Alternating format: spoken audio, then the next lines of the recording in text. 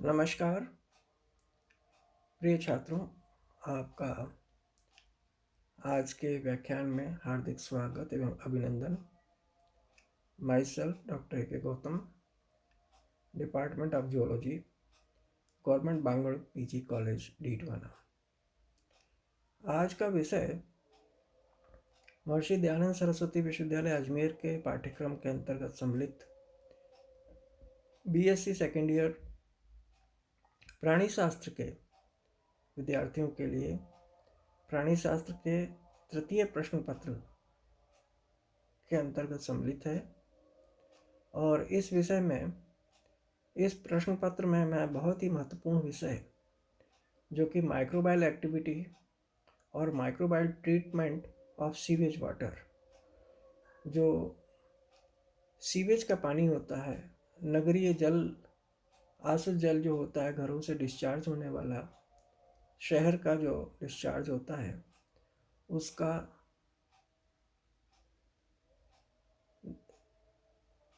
अपशिष्ट जल का किस प्रकार से शुद्धिकरण किया जाता है, वो भी जीवाणुओं के द्वारा। इस विषय पर आज मैं आपसे बात कर रहा हूँ। प्रश्न इस तरीके से पूछा जाएगा कि जीवाणुओं द्वारा अपशिष्ट जल या सीवेज अभिक्रिया का सविस्तार वर्णन करें। तो इसको मैं 2 फेजेज में आपसे शेयर करूँगा। अभी जो मैं बात कर रहा हूँ, जो आज का जो अभी का मेरा लेक्चर है, यह पार्ट फर्स्ट है, microbial treatment of sewage water, part first.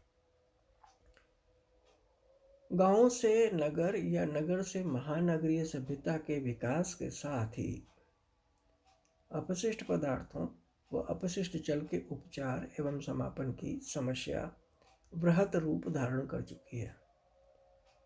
अपशिष्ट जल जो नहाने धोने, मलमूत्र, कार्बनिक व कार्बनिक पदार्थ युक्त अनेक औद्योगिक क्षेत्रों से प्राप्त शहरी जल नलियों द्वारा, ड्रेनेज के द्वारा बहता हुआ शहर से बाहर एकत्रित होता है, सीवेज जल या अपशिष्ट जल कहलाता है।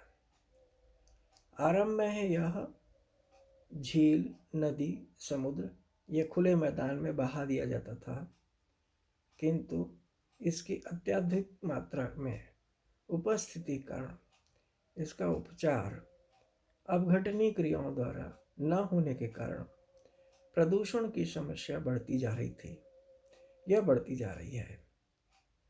इसकी वजह से अनेक रोग, महामारी आदि इसके कारण गंदी बस्तियों में अक्सर होते रहते हैं।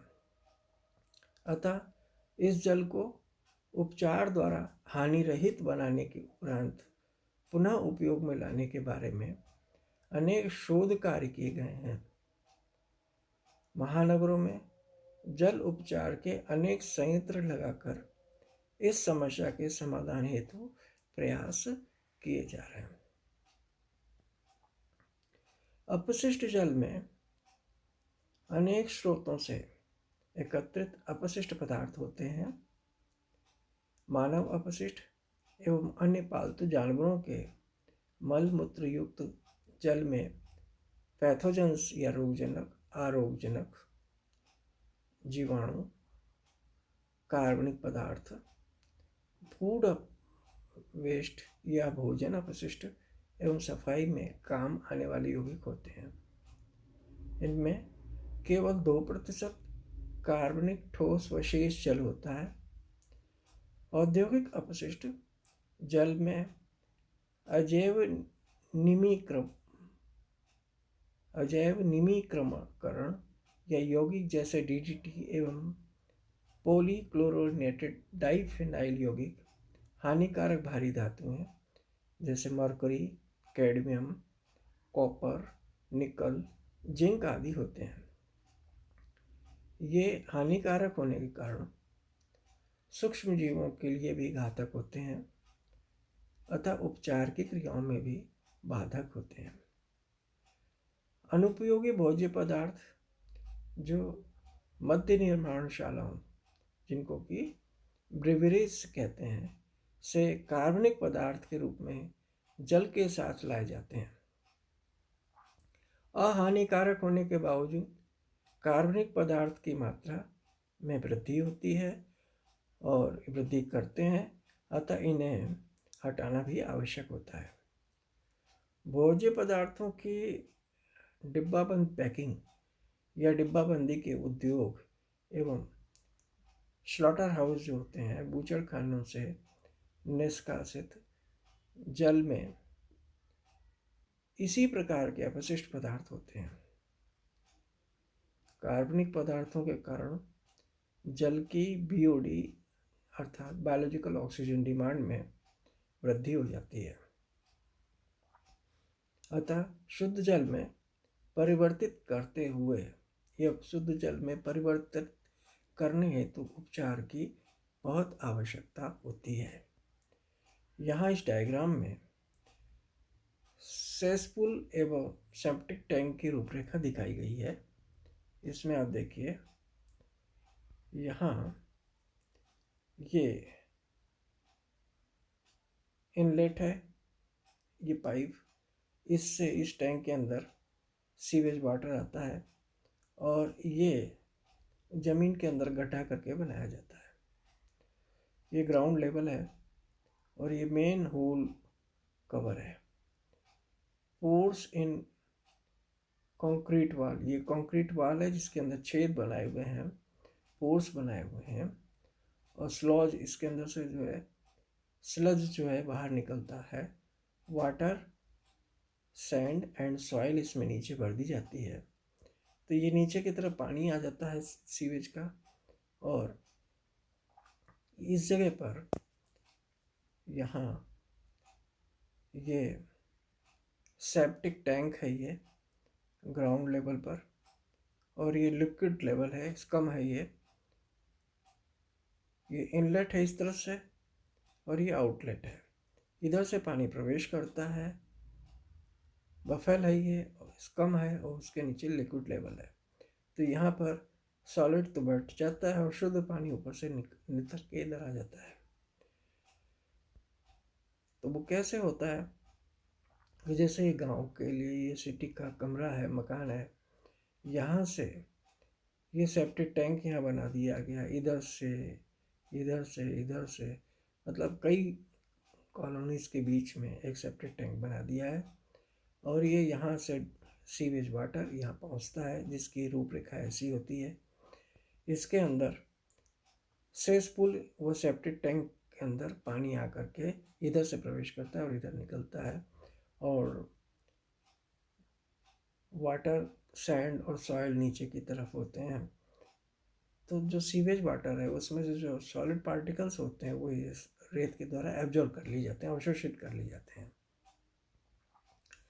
तो सीवेज उपचार में क्या तरीका अपनाया जाता है, वो ये है कि सीवरेज उपचार का मूलभूत सिद्धांत अपशिष्ट पदार्थों को जल से पृथक करना है।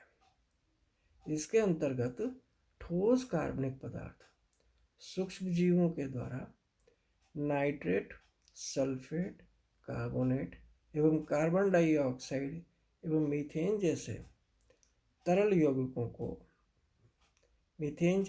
यौगिकों में विघटित कर देता है, डिकम्पोज कर देता है, ब्रेक डाउन कर देता है। और लघु स्तर पर प्रत्येक घर एवं बृहत स्तर पर नगर परिषदों द्वारा इसके लिए सेसपूल या सेप्टिक टैंक बनाए जाते हैं। और इन सेप्टिक टैंक्स के जमीन के नीचे बना एक गड्ढा होता है, जिसकी दीवारें सीमेंट कंक्रीट से बनी होती हैं। इसमें चलनी के समान छिद्र होते हैं। नीचे से इसका जो पैंदा होता है वो खुला होता है। मलमूत्र युक्त जल इसमें डाला जाता है। जल रिस रिस कर मिट्टी में सोख लिया जाता है एवं कार्बनिक पदार्थ सूक्ष्म जीवों द्वारा विघटित होते रहते हैं। यदि छिद्र बंद हो जाता है तो पेंदे में जमी मोटी परत, जिसे स्लज कहते हैं, पंप द्वारा बाहर निकाल दी जाती है। छिद्र अम्ल डालकर पुनः खोल दिए जाते हैं। ऐसे गड्ढों के मुख पर लोहे का ढक्कन लगाकर बंद कर दिया जाता है। सूक्ष्मजीव अवायवीय प्रकृति के होते हैं, अतः इन परिस्थितियों में सक्रिय बने रहते हैं। सेप्टिक टैंक का उपयोग भी घरों पर किया जाता है। यह कंक्रीट की बनी संरचना होती है जिसमें नीचे कार्बनिक पदार्थ जमा होता है। वह जल ऊपर से बहकर वितरण कक्ष में लाया जाता है जो शहर से दूर स्थित होता है। सेप्टिक टैंकों व वितरण कक्ष लंबी पाइपलाइन से जुड़े रहते हैं। छोटे स्तर पर लाया गया यह जल शहर से बाहर एकत्रित होता है जिसे ऑक्सीकरण ताल या ऑक्सीडेशन लैगून कहते हैं। सूक्ष्मजीवों द्वारा एवं वायु के प्रवाह से अहानिकारक हो जाता है, अतः विभिन्न उपयोग में लाया जाता है। इस ऑक्सीकरण ताल में वायवीय सूक्ष्मजीव वृद्धि करते हैं जो कि कार्बनिक पदार्थों का पाचन करते हैं और क्लोरेला पायरिनाइडोसा नामक शैवाल भी इसमें लगाई जाती है और यह शैवाल वृहद स्तर पर अर्थात बड़े शहरों में सीवर लाइन द्वारा एकत्रित जल एवं अपशिष्ट की मात्रा अत्यधिक होती है जो प्राकृतिक रूप से नष्ट नहीं हो पाती है और लंबे समय तक बने रहने पर प्रदूषण फैलाती है। अतः यांत्रिक विधि से समापन की प्रक्रिया काम में लाई जाती है जिसको कि आगे हम आपको एक चित्र के द्वारा समझाएंगे। इस चित्र में अपशिष्ट उपचार संयंत्र का रूपरेखा बताई हुई है। तो ये आपका पार्ट फर्स्ट कंप्लीट हुआ। पार्ट सेकंड में मैं इसको अच्छे से और आगे डायग्राम से एक्सप्लेन करूँगा। यह व्याख्यान अभी पार्ट 2 में कंटिन्यू होगा।